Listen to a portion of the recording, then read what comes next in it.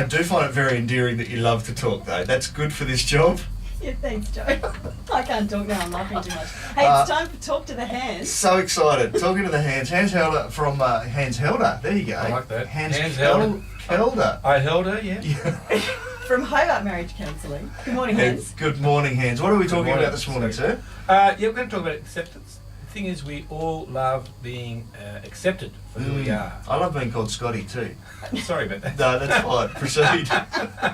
So, acceptance. Yeah, you're right. I like to be accepted and embraced. Yes, I like that. It's the greatest gift of love. Wow. It's kind of relieving. It creates warmth, makes you feel secure, makes you feel acceptable. It's a great gift you can give to people, and it's a gift that we love to receive. We just love it when people accept us just for who we are. That's brilliant, isn't it? Yeah, it feels good. Mm. And the thing is, we often find it easy to accept people when they agree with us. So true. Yeah. I think the definition of unity, isn't it, is everyone else seeing my point of view. yes. That works really well in marriage, yeah. That's right. And so often people feel that they're only acceptable when other people agree with them. But that doesn't always happen. So what I'd like to talk about this morning is the possibility of accepting people even though you might not agree with them all the time. Mm. Because often what happens in marriages is that couples will disagree, and that creates some tension. And sometimes they actually feel rejected when the other person doesn't agree with them. But that's not really, that shouldn't really happen. You should be able to sort of disagree with someone but still feel accepted by them and loved by them and appreciated by them. And so what I was thinking about, for example, is say a couple want to have a discussion. Say a couple may disagree over the education of their children. So one might think private school is the best thing you can do.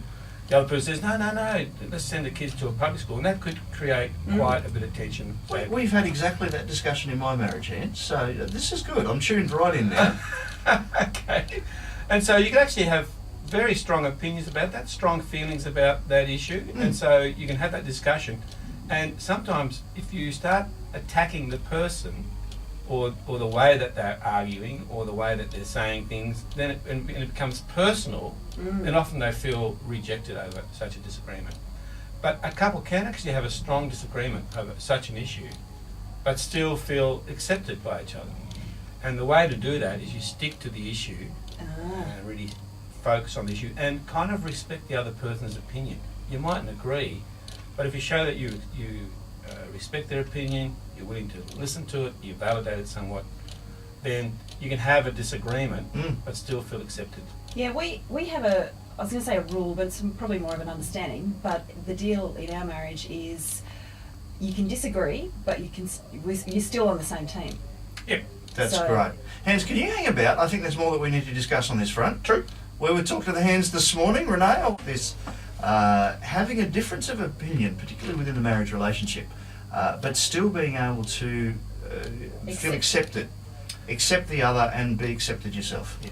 So people have it in their minds that I can only accept you if you agree with me.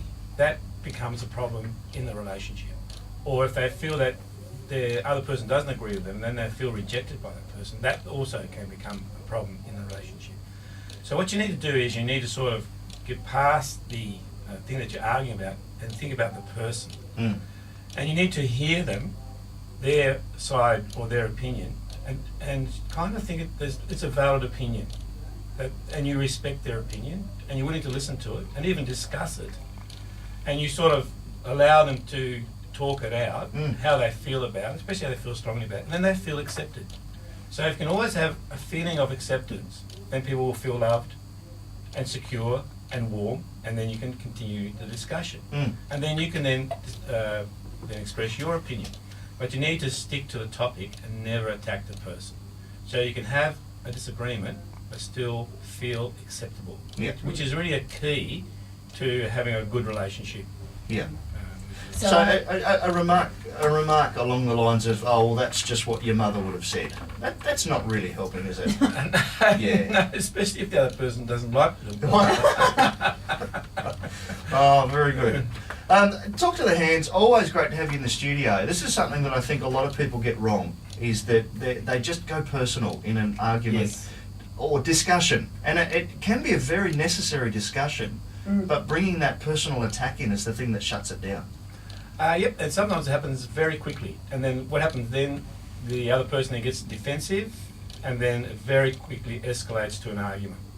And that's what you don't want.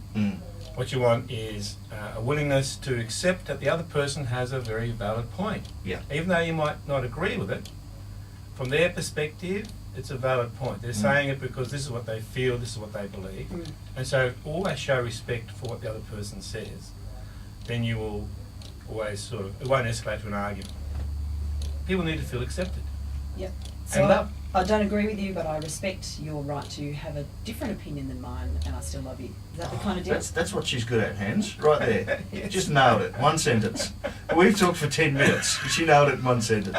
That is Talk to the Hans this morning. Great to have your company again. Of course, Hobart Marriage Counselling. Hans, thank you so much. I'll see you next week.